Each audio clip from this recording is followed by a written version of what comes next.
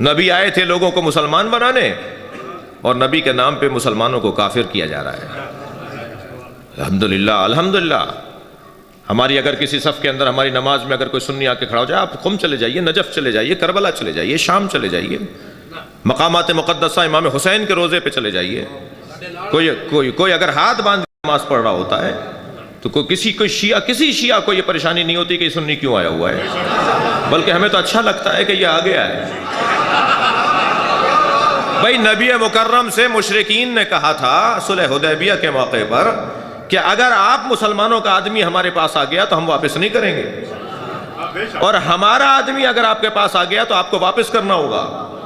نبی نے فرمایا علی لکھ دو،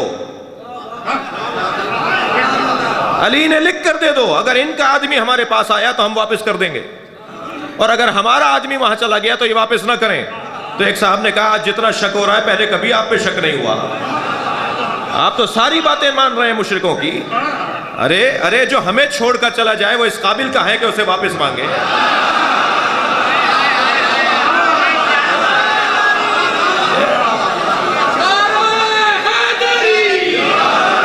اور جو وہاں سے یہاں آ جائے پھر تو یہ میرا کام ہے نا کہ اسے مطمئن کروں۔ مشرکوں کا کوئی آدمی آ جائے گا ہم واپس کریں گے، بتاؤ اسے کہ اسلام کیا ہے۔ اگر کوئی آ جائے آپ کی اور میری خدمت میں ہمارے ہاں آ جائے کسی ہماری مسجد میں امام بارگاہ میں، تو یہ میرا کام ہے کہ میں اسے مطمئن کروں کہ میں تشیع کا مطلب کیا لیتا ہوں، شیعت ہے کیا۔ یہ کوئی کارنامہ نہیں ہے، میں اپنے جوانوں بچوں سے اور اپنی خواتین سے کہہ رہا ہوں، یہ کوئی کارنامہ نہیں ہے کہ نیاز بنائی خود پکائی خود کھا لی۔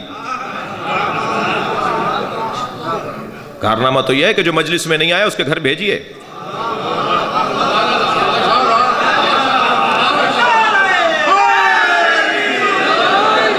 اگر خدا نہ خواستہ اس نے واپس کر دیا کہ میں نیاز نہیں کھاتا تو کوئی پریشانی کی بات نہیں ہے، آپ کا تو مسئلہ ہی نہیں ہے، اس کا اور حسین کا مسئلہ ہے۔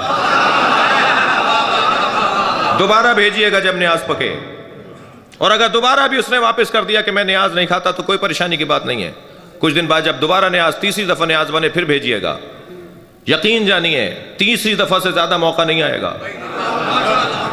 میں مشاہدے کی بنیاد پر بھی کہہ رہا ہوں اور ایک روایات کی بنیاد پر بھی کہہ رہا ہوں، تیسری مرتبہ آپ نیاز بھیج دیجئے، اب چوتھی دفعہ آپ کو ضرورت نہیں پڑے گی بھیجنے کی، خود بخود ایک اثر ہونے لگے گا۔ اتنی سی ٹیبلٹ میرے سر کا درد دور کر دیتی ہے، حسین کی نیاز اثر نہیں کرتی۔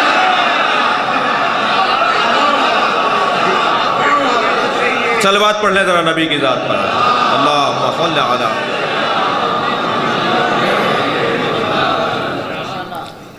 بڑی ہوشیاری اور سمجھداری کی ضرورت ہے، اور جو الحمدللہ ہم ہیں، اور مسلسل اس میں بہتری کی ضرورت ہے۔ اگر کوئی آ جائے نا تو اس کو اور پیار سے دیکھنے کی ضرورت ہے، اسے گلے لگانے کی ضرورت ہے۔ یہ ہمارا عزیز ہے، ہو سکتا ہے حسین نے بلایا ہو۔ یہ کس نے کہہ دیا کہ ہماری ہے کربلا؟ شیعہ امام حسین کے عزاداری کے مالک نہیں ہیں، تھکے ہوئے تو نہیں ہیں آپ؟ شیعہ امام حسین کے عزاداری کے مالک نہیں ہیں، نوکر ہیں، اور نوکروں کو اپنی اوقات میں رہنا چاہیے۔ مالک کے مہمانوں کا خیال کرنا چاہیے۔ یہ کس نے کہہ دیا کہ ہماری ہے کربلا؟ شاعر کہتا ہے دو مصروں میں، یہ کس نے کہہ دیا کہ ہماری ہے کربلا؟ حق بات تم کہو تو تمہاری ہے کربلا۔